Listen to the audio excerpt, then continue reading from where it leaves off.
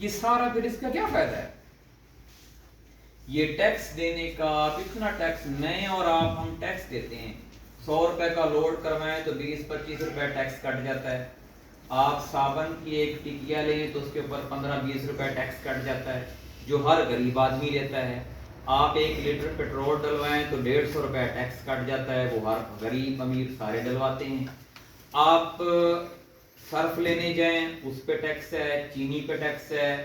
کپڑے پہ ٹیکس ہے، آپ جہاں کہیں بھی جاتے ہیں، بجلی آپ استعمال کرتے ہیں 10 یونٹ اور اس کی اگر اصل قیمت 80 روپے بنتی ہے تو آپ کو بل 500 روپے آیا ہوتا ہے، اس کا ٹیکس ہے۔ پہلے تو ہمارے ادھر گیس ہے نہیں، ہو تو اس کا بھی ٹیکس ہوتا ہے، اور سلنڈر جو ہے اس وقت جو لوگ استعمال کر رہے ہیں میرے خیال ہے 3500-3600 کا سلنڈر ہے، جو ایک گھر میں ایک 3500-3600 کا سلنڈر جو ہے وہ استعمال کر رہے ہیں۔ ہر چیز پہ آپ ٹیکس بھی دے رہے ہیں اور پھر آپ کو انصاف بھی نہیں ملتا۔ آپ تھوڑی دیر کے لیے یہ سوچیں کہ میں ایم پی اے کا امیدوار نہیں، آپ تھوڑی دیر کے لیے یہ سوچیں کہ بھائی یہ ذرا موبائل بند کر لیں، بعد میں کر لینا، آپ کے پاس ٹائم ہوگا بہت، تھوڑا سا ٹائم ہمیں دے دیں۔ آپ تھوڑی دیر کے لیے یہ سوچیں کہ میں بھی آپ کی طرح ہی ہوں ایک مزدور، ہمیں کیا کرنا چاہیے؟ کیا آنے والی نسلوں کو بھی ہم اسی راستے میں لگا دیں؟ کیا آنے والی نسلوں کو بھی ہم انہی کا غلام بنائیں جن کے ہم غلام ہیں؟ جب آقا،